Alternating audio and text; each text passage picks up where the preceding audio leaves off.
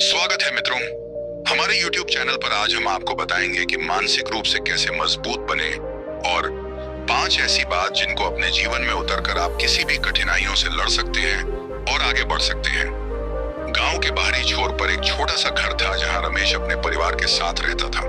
वह साधारण किसान था, लेकिन उसकी सोच और जीवन में कुछ खास बदलाव की जरूरत थी। रोजमर्रा की परेशानियों, आर्थिक तंगी और सामाजिक दबावों ने उसे अंदर से खोखला कर दिया था। वह रातों को नींद में भी चैन से नहीं सो पाता था।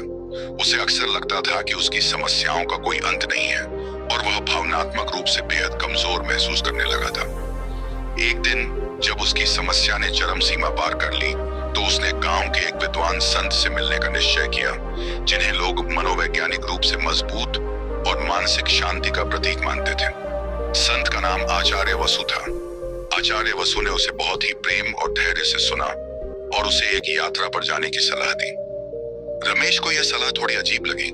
मैं यात्रा पर कैसे जाऊं आचार्य जी? मेरे पास न तो धन है न समय। मैं अपने परिवार को कैसे छोड़ सकता हूं? उसने सवाल किया। आचार्य वसु मुस्कुराए और बोले, यह यात्रा भौतिक नहीं मानसिक है। तुम्हें अपने भीतर की यात्रा पर जाना होगा, जहां तुम अपने विचारों को समझ सको, अपनी कमजोरियों से सामना कर सको और उन्हें मजबूत बना सको। रमेश को यह सुनकर आश्चर्य हुआ। अपने भीतर की यात्रा उसने पूछा, यह कैसे संभव है? आचार्य ने विस्तार से समझाया, मानसिक रूप से मजबूत बनने के लिए सबसे पहले तुम्हें अपनी कमजोरियों को पहचानना होगा। इस यात्रा में तुम्हें अपनी भावनाओं, विचारों और डर से सामना करना होगा। इसके लिए तुम्हें कुछ साधारण लेकिन प्रभावशाली कदम उठाने होंगे। मैं तुम्हें कुछ दिशा निर्देश दूंगा, जिनका पालन करने से तुम धीरे धीरे मनोवैज्ञानिक रूप से मजबूत हो सकते हो। रमेश ने ध्यान से सुना और तय किया कि वह इस दिशा निर्देशों का पालन करेगा। आचार्य वसु ने उसे 5 महत्वपूर्ण बातें सिखाई। पहला, आत्म स्वीकृति। पहला कदम था खुद को स्वीकार करना। रमेश को अपने आप से सवाल करने को कहा गया, क्या मैं खुद को पूरी तरह से जानता हूँ? उसे यह महसूस हुआ कि अक्सर वह अपनी कमियों को अनदेखा करता था और अपनी असफलताओं को दूसरों पर डाल देता था। आचार्य ने उसे सिखाया कि मानसिक रूप से मजबूत बनने के लिए सबसे पहले अपनी कमजोरियों को स्वीकारना जरूरी है। दूसरा, स्वनियंत्रण। दूसरा पाठ था आत्मनियंत्रण। आचार्य ने समझाया कि जब तक हम अपने विचारों और भावनाओं पर नियंत्रण नहीं करेंगे, तब तक हम किसी भी स्थिति का सही समाधान नहीं ढूंढ पाएंगे।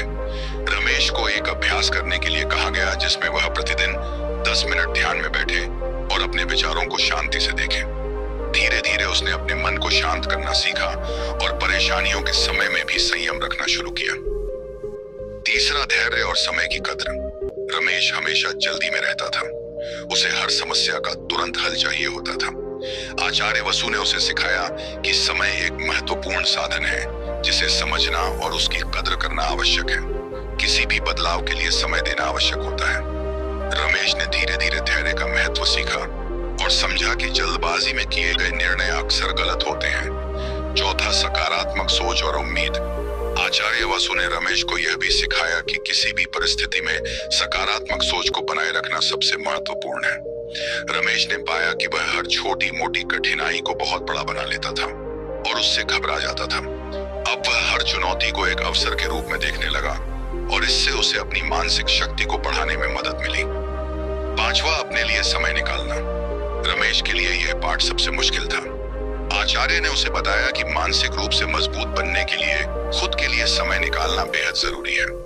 रमेश हमेशा अपने परिवार, खेती और अन्य जिम्मेदारियों में व्यस्त रहता था, जिससे उसे कभी अपने बारे में सोचने का मौका ही नहीं मिलता था।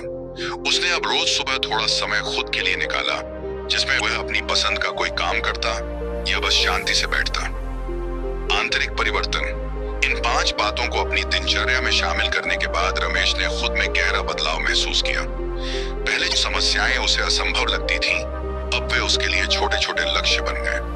अब वह समस्याओं से भागने की बजाय उनका सामना करता और धैर्यपूर्वक समाधान ढूंढता। उसकी सोच में सकारात्मकता आ गई थी और उसे महसूस हुआ कि मानसिक शक्ति का मतलब सिर्फ समस्या से बचना नहीं, बल्कि उसे समझदारी से हल करना है। एक दिन कई महीने बाद वह फिर से आचार्य वसु के पास गया और कहा, आचार्य जी, आपकी दी गई शिक्षा ने मेरा जीवन बदल दिया है। अब मैं किसी भी समस्या को एक चुनौती के रूप में देखता हूँ और उससे घबराने की बजाय उसका समाधान ढूंढने की कोशिश करता हूँ। मुझे अब महसूस होता है कि मैं मानसिक रूप से पहले से कहीं ज्यादा मजबूत हूँ। आचार्य वसु मुस्कुराए और बोले, यही तो जीवन का सच्चा अर्थ है रमेश। मानसिक रूप से मजबूत होना सिर्फ बाहरी चुनौतियों का सामना करना नहीं है, बल्कि अपने भीतर के डर, संदेह और नकारात्मकताओं से भी लड़ना है। यह यात्रा कभी खत्म नहीं होती, क्योंकि मानसिक शक्ति को बनाए रखने के लिए हमें निरंतर अपने भीतर झांकना पड़ता है। रमेश अब समझ चुका था कि मनोवैज्ञानिक रूप से मजबूत बनने का कोई शॉर्टकट नहीं है। यह एक यात्रा है जिसे हर दिन मेहनत, धैर्य और आत्मस्वीकृति के साथ तय करना पड़ता है। उसने अपनी कमजोरियों को अपनी ताकत में बदल दिया और अब वह जीवन की हर चुनौती का सामना मनोवैज्ञानिक रूप से मजबूत होकर करता।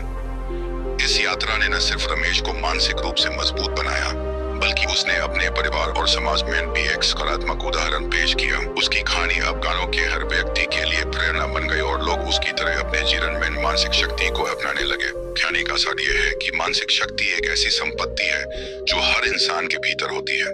हमें सिर्फ उसे पहचानना और उसे विकसित करना होता है। रमेश की तरह अगर हम अपने भीतर की यात्रा पर निकलते हैं और अपने विचारों, भावनाओं को समझते हैं